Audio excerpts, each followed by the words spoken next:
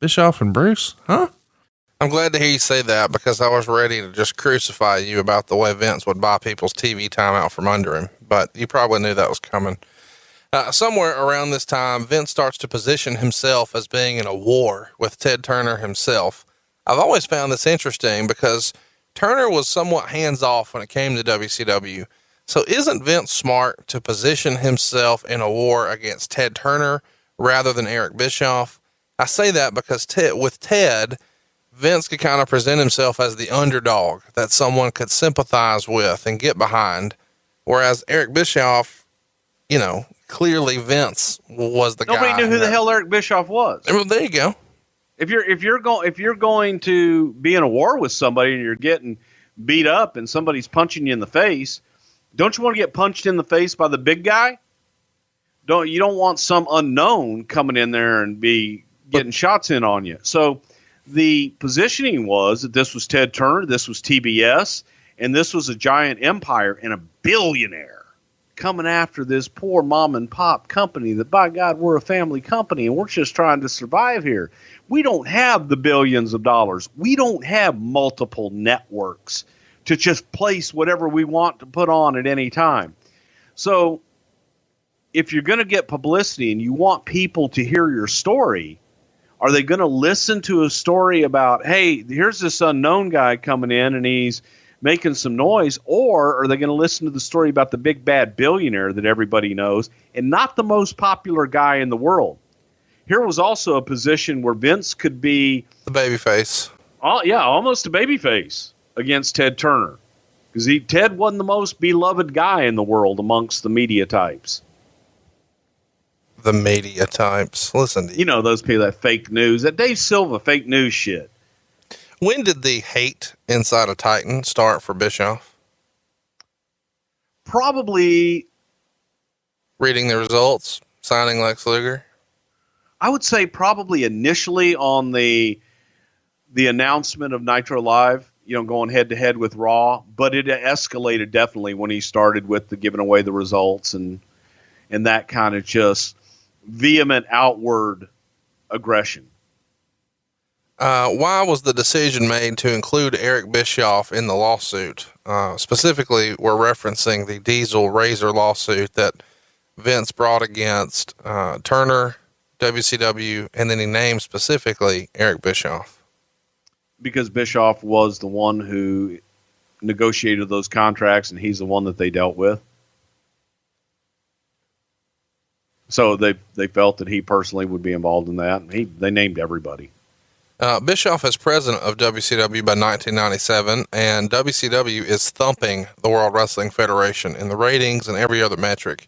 Around this time, Bischoff is regularly giving speeches to the locker room and to the office that his goal is to put Vince McMahon out of business. Do you remember hearing about these meetings, and how did Vince feel about those? Sure, we all heard about it, and the feeling was that, you know, we've got to overcome, and that these guys, the feeling on our side, it was a war and it was personal. So the feeling on our side was that these guys are trying to put us out of business. Eric wasn't the only one saying, I want to put them out of business. Vince on the other side was telling us they want to put us out of business. Right. Ted Turner wants to put us out of business. Ted Turner had made comments to Vince before about squishing you like a bug. And I'm in the wrestling business now, Vince, and bought me a wrestling company. So it was personal. It's all business, but yet it's still personal too. So both sides stirred that pot heavily there. We should mention that the reason for this monumental overtaking of the World Wrestling Federation should probably be credited to the NWO. And the NWO is going to be one of those things that people talk about for a long, long time. On a May 1998 Monday Nitro, right when this Mr. McMahon character is catching fire with his white hot feud with Stone Cold Steve Austin, Eric Bischoff challenges McMahon to a fight on the WCW pay-per-view Slamboree. Lots has been written about and talked about here, Bruce. What conversation did you have with Vince about this challenge? Yeah, it's funny. I don't think that we talked about it nearly as much as everybody else did. It was it was contemplated. What if I showed up? What if I actually went and just whipped his ass? But it never got beyond just kind of a joking, passing discussion. I know Vince discussed it with Jerry McDevitt. What if scenarios were bantied back and forth, but no one took it seriously, and we just kind of took it as a desperate attempt on their part for publicity. Who would have won a shoot fight? Me.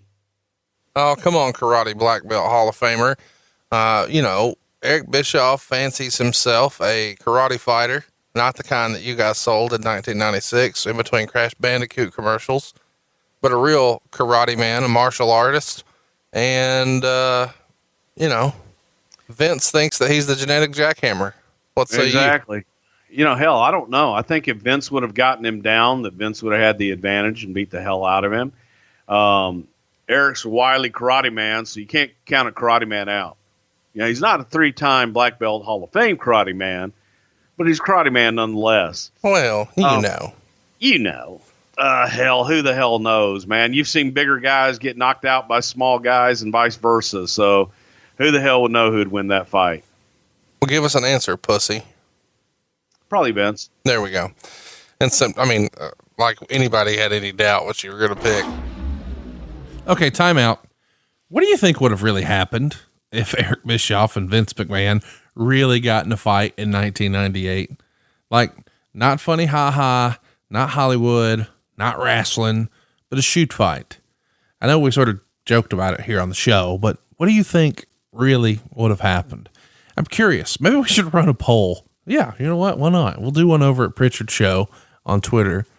But, Vince being...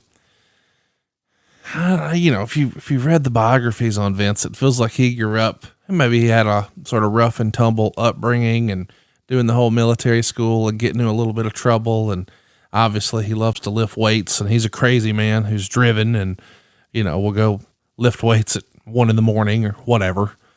But then you hear Eric Bischoff. I mean, he was, a contact karate fighter on ESPN and, used to be a bouncer in a bar. And I know that seems silly to think about the two bosses having a fight, but it was brought up, so it's a talking point. What do you think? Who would have won? Do you think Vince would have gotten his ass kicked based on skill, or would just the sheer drive of a madman been able to overcome? I mean, Vince was probably stronger as far as a bench press, but I don't know that really matters in a fight, especially if you've got those lightning quick feet like Eric Bischoff does. It's so silly. Tweet us though. Let us know. Who do you think would have won a fight here? Vince McMahon or Eric Bischoff? That's some fantasy booking I can get behind. Let's get back to it. It's September. Hey, it's Conrad Thompson. Thanks for checking out the podcast here on YouTube. Be sure to hit the subscribe button and the notifications bell so you get a notice anytime we upload some new content. And go save yourself some money right now. If you're in a 30-year loan or you have credit card debt, it's not a matter of if I can save you money. It's a matter of how much. Find out right now for free at SaveWithConrad.com.